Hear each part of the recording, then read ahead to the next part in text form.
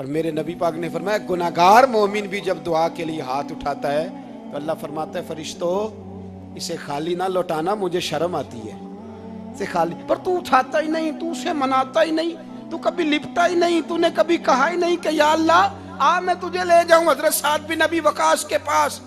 قادسیہ کی جنگ ہو رہی تھی، کافر بلا رہا تھا آؤ اگر کوئی ہے تو آؤ آؤ مقابلے میں۔ حضرت سعد بن ابی وقاص نے گھوڑے دوڑا دیے، دشت تو دشت ہیں صحرا بھی نہ چھوڑے ہم نے، بحر ظلمات میں دوڑا دیے گھوڑے ہم نے۔ حضرت سعد بن ابی وقاص نے گھوڑے دوڑائے، آگے دریا آ گیا، کوئی پل نہیں کوئی شے نہیں، اسلام کی عزت کا سوال ہے۔ حضرت سعد بن ابی وقاص نے ہاتھ اٹھائے اور کہا اے اللہ اگر تو موسیٰ کی نافرمان قوم کو رستہ دے سکتا ہے تو تو ہمارے دلوں کو جانتا ہے، ہم تو اپنے رسول کے فرما بردار غلام ہیں۔ آنا مہربانی کر کی اگر تو نے دل مسلم کی دل جوئی نہیں تو ہمیں تانا دیں گے بت کے مسلم کا خدا کوئی نہیں۔ کہا اے اللہ مہربانی فرما اگر تو حضرت وَإِذْ فَرَقْنَا بِكُمُ الْبَحْرَ فَأَنْجَيْنَاكُمْ وَأَغْرَقْنَا آلَ فِرْعَوْنَ، اگر تو حضرت موسیٰ کی قوم کے لیے دریا پھاڑ سکتا ہے تو ہم تو نبی پاک کے غلام ہیں۔ صحابہ کہتے ہیں جناب سعد نے دعا مانگی تو دریا نے رستہ عطا فرما دیا۔ یار تو دعا بھی نہیں مانگتا؟ حضور نے فرمایا دعا صلاح المومن، دعا مومن کا ہتھیار ہے، تو نے یہ بھی چھوڑ دیا ہے۔ اب تو باتیں کر کے تبصرے کر کے ٹی وی دیکھ کے اپنی رائے قائم کر کے کمنٹس کر کے سو جاتا ہے، یہ بھی سوتا خشک ہو گیا، تو دعا تک نہیں مانگتا۔ فرماتے ہیں دعا مانگی تو دریا نے رستہ دیا، اور جب اس کنارے نکلے تو حضرت سعد کہنے لگے کسی کی کوئی شے تو نہیں رہ گئی دریا میں، کوئی چیز تو نہیں رہ گئی۔ ایک صحابی کہنے لگے پیالہ رہ گیا ہے، تو حضرت سعد فرمانے لگے او دریا ہمارا پیالہ واپس نہیں کر دیتا؟ تو کہتے ہیں کہ لہر آئی تو پیالہ بھی باہر پھینک گئی۔ او بھائی ہم اسی رسول کا کلمہ پڑھتے ہیں جن کا حضرت سعد بن ابی وقاص نے کلمہ پڑھا تھا، اور کسی جگہ میرے نبی پاک نے نہیں فرمایا اللہ صحابی کی سنے گا بعد میں آنے والوں کی نہیں سنے گا، کسی جگہ نہیں کہا۔ پر تو کشکولے دعا بھی نہیں اٹھاتا، مصیبت میں بھی اب یاد خدا ہم کو نہیں آتی، دعا منہ سے نہ نکلی جیبوں سے عرضیاں نکلی، تو یہ کام بھی نہیں کرتا۔ میرا دل کرتا تھا چلو اور کچھ نہ ہو مسجدوں میں اجتماعی دعا ہی ہو جائے، پر اس طرف بھی توجہ نہیں، وہاں بھی کہتے ہیں مولوی صاحب جلدی کرو گھر جانا ہے، اتنی لمبی دعا، اور کمنٹس کر رہے ہیں لوگ کہتے ہیں آپ اپنے گھر کی سوچیں۔ میرے بھائی دعا، صلاح الدین ایوبی فلسطین کی جنگ لڑ رہے تھے، خبر آئی کہ عیسائیوں کا ایک بحری بیڑا بحری جہاز اسلحہ لے کے آ رہا ہے، نیزے ہیں تلواریں ہیں تیر ہیں۔ صلاح الدین ایک بزرگ تھے، ان سے ملے تو کہنے لگے بابا جی آپ بھی دعا کرو۔ میں بھی دعا کرتا ہوں، مسلمانوں کے پاس پہلے اسلحہ نہیں، عیسائیوں نے اور منگا لیا ہے، کہیں ایسا نہ ہو مسلمانوں کے خلاف اتنا اسلحہ استعمال ہو۔ یہ بات کہی، بابا جی کو دعا کا کہا، خود مسجد اقصی میں ساری رات روتے رہے۔ صلاح الدین ساری رات، ہمارا حکمران جسے ربنا آتنا فی الدنیا پوری نہیں پڑھنی آتی، اور اب تو ایسے پیر آ گئے ہیں میدان میں جو سورہ فاتحہ سیدھی نہیں سنا سکتے الا ماشاءاللہ۔ ساری رات صلاح الدین ایوبی روتے رہے۔ وہ بزرگ کہتے ہیں میں بھی کونے میں تھا، پر جس درد سے اس نے دعا مانگی میں نہیں مانگ سکا۔ سویرے خبر آئی کہ دشمن کا وہ بحری بیڑا جو اسلحہ لے کے آ رہا تھا دریا میں غرق ہو گیا ہے۔ صبح خبر آئی تو وہ شخص ایک آگے بابا جی سے کہنے لگا بابا جی وہ بحری بیڑا دریا میں غرق ہو گیا، تو بابا جی رو پڑے، کہنے لگے دریا میں غرق نہیں ہوا، صلاح الدین ایوبی کی آنسوؤں میں غرق ہو گیا ہے، اس کے آنسوؤں میں غرق ہو گیا ہے، اس نے رب سے دعا ہی ایسی مانگی اس کے آنسوؤں میں۔ تو دعا بھی نہیں مانگتا میرے بھائی مسلمانوں کے لیے، تو دعا بھی نہیں مانگتا۔ امام حسین میدان کربلا میں تھے، ایک راوی کہتا ہے 3 دن پانی بند رہا ہے، روٹی بند رہی ہے، پر قرآن پاک کی تلاوت 1 منٹ کے لیے بھی بند نہیں ہوئی، دعا اور التجا 1 منٹ کے لیے بھی بند۔ حسین کے خیمے سے یہ آواز بار بار آتی رہی، یا اللہ استقامت بھی دے اور صبر بھی عطا فرما۔ دعا کا رستہ بند، تلاوت بند نہیں ہوئی، اللہ کی بارگاہ میں سجدے بند نہیں ہوئے، تو چھوڑ گیا ہے، تو دعا تک نہیں مانگتا۔ دعا تو انقلاب برپا کر دیتی ہے، دعا تو حالات بدل دیتی ہے، دعا تو تبدیلی لے آتی ہے. کوئی بیٹھا ہوا مجھے دور دعا دیتا ہے, بس دعا دیتا, فقط دعا دیتا ہے. کوئی بیٹھا ہوا مجھے دور دعا دیتا ہے, میں ڈوبتا ہوں پر سمندر اچھال دیتا ہے. وہ بھائی تو دعا بھی چھوڑ گیا. پہلی بات آپ کی خدمت میں یہ ہے کہ جاگیں, مسلمان بنیں. دوسرا کچھ نہیں کر سکتے تو دعا تو کر سکتے ہیں نا. دعا کا رستہ اپنائیں. اور پھر میرے نبی پاک علیہ السلام نے 2 باتیں فرمائی, کان کھول کے سن لینا. 2 باتیں. حضور نے فرمایا ایک وقت آئے گا کہ میری امت کے خلاف کافر ایک دوسرے کو آوازیں دیں گے, آؤ مسلمانوں کو ماریں, آؤ مسلمانوں. تو صحابہ نے کہا یا رسول اللہ کیوں, ہم تھوڑے ہو جائیں گے؟ فرمایا نہیں, تم بہت زیادہ ہوں گے. 56 اسلامی ملک ہیں دنیا میں. کتنے؟ بول کے بتانا ہے. اتنا سا برما ہے, کسی غیر مسلم کا کتا مر جائے تو یہ چیخ پڑتے ہیں. اور یہاں کہتی ہے اقوام متحدہ کہ جی وہ ہمیں داخل نہیں ہونے دے رہے. تو بند کرو پھر سلامتی کونسل, تحلیل کر دو, اقوام متحدہ ختم کرو. اگر تمہاری کو سنتا نہیں تو بنائی کیا ہے؟ صرف مسلمانوں کو پریشرائز کرنے کے لیے. اور ہمارے مسلمان بھیک مانگتے پھرتے ہیں, کہتا ہے کہا ہے ہم نے اقوام متحدہ سے. اب تم اپنے لیے کافر سے بھیک مانگو گے, کافر سے بھیک مانگو گے. میرے عزیز نبی پاک علیہ الصلوۃ والسلام نے فرمایا کافر ایک دوسرے کو بلائیں گے مسلمانوں کو مارے. یا رسول اللہ ہم تھوڑے ہوں گے. فرمایا بہت زیادہ ہوں گے. تو حضور کیا ہوگا؟ فرمایا تمہیں وہن ہو جائے گا. یا رسول اللہ وہ کیا ہے؟ فرمایا دنیا سے پیار ہو جائے گا, مرنے کو دل نہیں کرے گا. دنیا سے اور مرنے کو. اس وقت سمجھ لینا کافر تم پہ حاوی ہے. میں اپنا اندازہ کروں, آپ اپنا کریں. مجھے دولت سے کتنا پیار ہے اور آپ کو کتنا پیار ہے. جھاگ کے سنیں یہ لفظ رسول پاک کے صلی اللہ علیہ. حضور نے فرمایا جب تجھے دنیا سے پیار ہو جائے, دولت سے پیار ہو جائے, اقتدار سے پیار ہو جائے, اور جب تجھے موت بری لگنے لگے, تیرا مرنے کو دل نہ کرے, پھر کافر تیرے اوپر چڑھ آئے گا. آج دولت ہی تو رہ گئی ہے, باقی بچا کیا ہے؟ میں اکثر کہتا ہوں شادیاں نہیں ہوتی, تجارتیں ہوتی ہیں. لڑکی والے کہتے ہیں کہ لڑکا زیور کتنا ڈالے گا, لڑکے والے کہتے ہیں لڑکی جہیز کتنا لائے گی.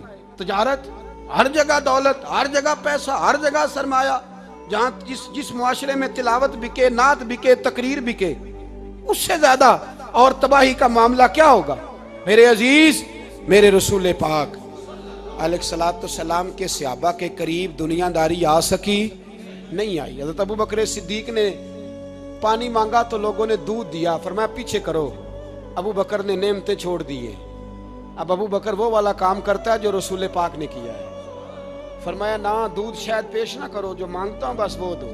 حضرت ابو بکر صدیق نے بڑے مالدار تھے. حضرت عمر فاروق رضی اللہ تعالیٰ عنہ کے پاس صحابہ کرام جمع ہو کے آئے. کون سا ایسا شخص ہے جس کی تنخواہ میں اضافہ ہو جائے؟ تو لوگ کہتے ہیں نہیں مجھے نہیں چاہیے. پر ہم نے وہ لوگ دیکھے ہیں. حاجی صادق صاحب کو مسجد والوں نے کہا 1000 روپیہ تنخواہ بڑھانی ہے, تو حاجی صاحب کہنے لگے میرا بڑا سونا گزارا ہوتا ہے, مینوں نہیں بڑے نے. حضرت سیدنا عمر فاروق رضی اللہ تو صحابہ اکٹھے ہو کے گئے. کہنے لگے عمر حضور کے زمانے میں بظاہر غربت رہی, جناب صدیق اکبر کے زمانے میں غربت, اب تو بڑی ریل پیل ہے, بحرین سے لاکھوں کا مال آتا ہے, آپ کو بڑے بڑے سفیر ملنے آتے ہیں, پر آپ وہی پرانا کرتا اور وہی تامت جو کئی جگہ سے سی آپ نے کئی جگہ سے پھٹی. اور حضرت عمر ایک دن عید کی نماز پڑھانے گئے تھے تو ننگے پیر ہی چلے گئے. لوگوں نے کہا جوتا, فرمایا ٹوٹ گیا تھا یار, پہننے کے قابل نہیں تھا. فرمایا ننگے پیر آ گئے اور لوگ کیا کہیں گے؟ فرمایا چھوڑو, عمر کے پاؤں ننگے ہیں لیکن عمر کے کردار میں تو کوئی شک نہیں نا, پیر ہی ننگے ہیں نا, کیا ہوا؟ چھوڑو اس بات کو. کوئی پیار نہیں دنیا داری سے, دولت سے, کوئی چکر ہی نہیں. حضرت سیدنا عمر فاروق رضی اللہ تعالیٰ عنہ کو صحابہ نے کٹھے ہو کے کہا, یہ ہے امت کے بیدار ہونے کے طریقے جو عرض کر رہا ہوں. کہا جناب آپ اب بڑا مال غنیمت ہے, اور جس طرح ہر صحابی کا حصہ ہے آپ کا بھی حصہ ہے, تو ایک نیا کرتا ہی ڈال لیں آپ خرید کے. اب جب مشورہ ہو گیا صحابہ میں تو کہنے لگے عمر سے بات کون کرے گا؟ نیا کرتا پہننے کی عمر سے بات کس کو برا لگتا ہے جی؟ نیا کرتا کون بات کرے گا؟ حضرت سیدنا علی المرتضیٰ کا انتخاب ہوا. کہنے لگے مولا علی کی بڑی عزت کرتے ہیں, ان سے بڑا پیار کرتے ہیں, ان سے بات کرتے ہیں. تو حضرت علی کو بلایا گیا, عرض کی حضور مہربانی فرمائیں. حضرت عمر سے کہے نئے کرتے کے لیے. آپ فرمانے لگے عمر میری بڑی قدر کرتا ہے, بڑی بات سنتا ہے, پر یہ والا کام نہیں میں عمر سے کہہ سکتا, یہ کسی اور سے کہو. تو کہنے لگے آپ رہنمائی کر دیں, کس کو کہیں؟ تو جناب علی المرتضیٰ فرمانے لگے اگر حضرت عائشہ صدیقہ سے کہو گے تو عمر فوراً مان جائے گا, وہ مومنوں کی ماں ہیں. صحابہ حضرت عائشہ کے پاس, اماں جی عمر کو بلائیں, ان کو کہیں. بڑے بڑے سفیر آئے ہوتے ہیں, وہی پرانے کپڑے پہن کے بیٹھ جاتے ہیں. اللہ اکبر. حضرت عائشہ نے پیغام بھیجا, فرمایا عمر کو بلاؤ. عمر فاروق دوڑے ہوئے آئے, پردے کے پیچھے حضرت عائشہ کے پاس گھٹنوں کے بل, اماں جی دیر تو نہیں کر آیا میں آنے میں؟ حکم ہو, حضور کے گھر سے پیغام آیا. بڑے بڑے سفیروں کو چھوڑ کے بھاگے. حضرت عائشہ صدیقہ کہنے لگی عمر دیکھو جائز پیسے ہوں تو اسلام اچھے لباس سے منع نہیں کرتا, اب بڑا بڑا مال آیا ہے, اب تیرا بھی حصہ ہے, تو صحابہ کرام کی خواہش ہے کہ نیا کرتا پہن لو. بڑے بڑے سفیر آتے ہیں, حرج بھی کوئی نہیں, جائز بھی ہے, کو منع نہیں. حضرت عمر نے گردن جھکا, جی اماں جی, جی اماں جی, جی اماں جی. حضرت عائشہ کہتی ہیں بات ختم ہوئی, عمر نے گردن اٹھائی تو عمر کی داڑھی آنسوؤں سے بھری ہوئی. کہتی ہے مجھے کہنے لگے اماں جی میں تو صرف مسجد میں دیکھا کرتا تھا, آپ تو مصطفیٰ کو دن رات دیکھتی تھیں, جس طرح کے کرتے آمنہ کے لال نے پہنے ہیں مجھے بھی پہنا دو, میں تیار ہوں, میں پہن لوں گا, میں تیار ہوں, پر جس طرح کے میرے نبی نے پہنے. حضرت عائشہ کہتی ہے میں پھوٹ کے روئی, میرا پلو آنسوؤں سے بھر گیا. فرماتی ہیں میں عمر کی بات سنتی گئی تو میرا پلو آنسوؤں سے, میں نے کہا عمر تو جا, تو ٹھیک ہے. فرماتی ہے عمر فاروق سلام کر کے اٹھے, امیر المومنین چلے گئے. اس کونے میں صحابہ چھپے ہوئے تھے, وہ آئے, کہا اماں جی کیا بات ہوئی؟ تو میں پھر رو پڑی. میں نے کہا کیا بتاؤں, تمہیں پرانے کرتے نظر آتے ہیں, اسے محمد عربی کے جلوے نظر آتے ہیں, اسے رسول اللہ کا رنگ نظر آتا ہے, اسے وہ غلامی نظر آتی ہے. عمر کو دنیا سے پیار, اور دنیا سے پیار نہیں تھا, دعا پتہ کیا تھی؟ یوں جھولی اٹھا کے اللہ مرزقنا شہادتن فی سبیلک وجعل موت فی بلد حبیبک. اللہ عمر کو بسترے والی موت نہ دینا, موت شہادت کی دینا, پر میں میدان میں جا کے نہیں مرنا چاہتا, مجھے رسول اللہ کے شہر میں موت چاہیے, باہر جا کے نہیں, یہی میدان لگے مدینے میں, یہی موت آئے, اسباب بنا, میں مدینہ بھی نہیں چھوڑنا چاہتا. او بھائی ان لوگوں کو نہیں پیار تھا. جناب صدیق اکبر کا وصال ہوا تو زہر کے اثر سے, وہ جو آپ کو زہر لگا تھا, بعض مفسرین نے لکھا ہے کبھی کبھی وہ جو سانپ نے ڈسا تھا تو کبھی کبھی اس کا اثر آتا تھا, بس اللہ نے شہادت دینی تھی کبھی کبھی, ورنہ تو بڑی شفائیں تھیں. حضرت عمر شہید, حضرت عثمان, جناب علی, امام حسن, امام حسین, علی اکبر, علی اصغر, حضرت عباس, حضرت سعد بن معاذ, حضرت امیر حمزہ, مصعب بن عمیر. میرے محبوب نے تو لسٹ بنائی شہیدوں کی, لسٹ بنائی شہیدوں کی. شہادت سے پیار کیا رسول اللہ صلی اللہ علیہ وسلم کے غلاموں نے, پیار کیا شہادت سے, اسی لیے تو کافر اٹھ نہیں سکا کہ شہادت سے. حضرت سعد بن معاذ رضی اللہ تعالیٰ عنہ کو زخم لگ گیا, جنگ سے زندہ آ گئے لیکن زخم ہے, رو کے کہنے لگے محبوبہ سارے شہید ہو گئے, میں ایسے ہی رہ گیا. حضور نے فرمایا نہیں, رب تجھے بھی شہادت کی موت ہی عطا فرمائے گا. اسی زخم میں پردہ ہو گیا. میرے بھائی حضرت عمر بن جموح رضی اللہ تعالیٰ عنہ 4 بیٹے لے کے احد کے میدان میں آئے, کہا محبوبہ میرے 4 ہی تھے, میں سارے لے آیا ہوں, سارے ہی قبول ہیں؟ فرمایا ٹھیک ہے. پھر خود بھی زرہ پہن لی, ایک ٹانگ سے لنگڑے تھے, ٹانگ چھوٹی تھی. حضور نے فرمایا تو نے کیوں لباس پہن لیا ہے؟ کہا حضور میں نے بھی تو جہاد پہ جانا ہے نا. تو حضور نے فرمایا تیرے 4 بیٹے تو جا رہے ہیں. تو کہا یا رسول اللہ کیا لنگڑے جنت میں نہیں جا سکتے؟ حضور لنگڑے اللہ کو قبول نہیں, میں نہیں جا سکتا.